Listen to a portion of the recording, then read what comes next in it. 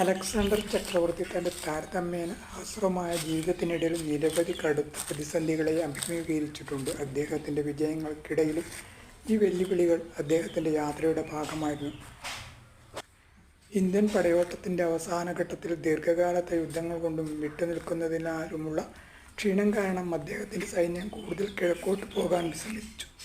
Hyphasis, ഇന്നത്തെ ബിയാസ് നദിക്കരയിൽ വെച്ച് അവർ മുന്നോട്ട് പോകില്ലെന്ന് തീർത്തു പറഞ്ഞു. ഇത് അലക്സാണ്ടറെ സംബന്ധിച്ചിടത്തോളം വലിയൊരു പ്രതിസന്ധിയായിരുന്നു. സൈന്യത്തിൻ്റെ മനോവീര്യം വീണ്ടെടുക്കാൻ സാധിക്കാതെ വന്നപ്പോൾ കിഴക്കോട്ടുള്ള പടയോട്ടം അവസാനിപ്പിച്ച് മടങ്ങാൻ അദ്ദേഹം നിർബന്ധിതനായി.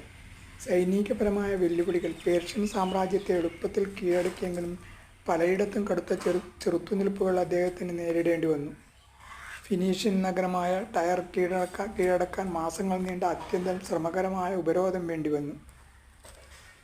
മധ്യേഷ്യയിലെ സ്പിറ്റാമെനസ് പോലുള്ള പ്രാദേശിക നേതാക്കന്മാരുടെ നേതൃത്വത്തിൽ നടന്ന ഗറില്ല യുദ്ധമുറകൾ അലക്സാണ്ടറുടെ സൈന്യത്തിന് വലിയ നാശനഷ്ടമുണ്ടാക്കി.